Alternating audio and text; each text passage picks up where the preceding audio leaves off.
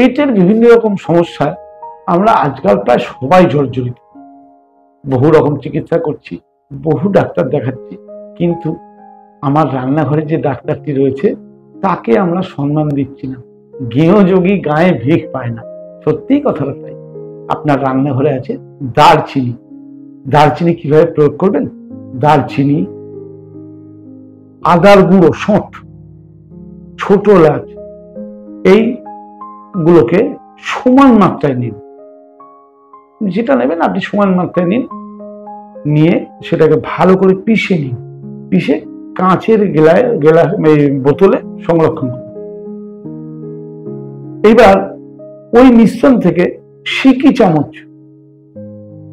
দিনে দুবার, বেশি দরকার নেই, সিকি চামচ দিনে দুবার আপনি মুখে নিন, নিয়ে গরম জল খেয়ে নিন।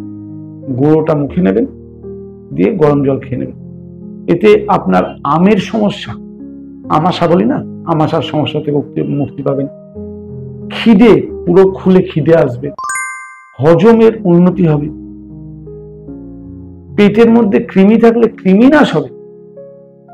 তাহলে কত রকম সমস্যা থেকে আপনি মুক্তি পাবেন এবং আপনার পেটের যত রকম রোগ আপনি জানেন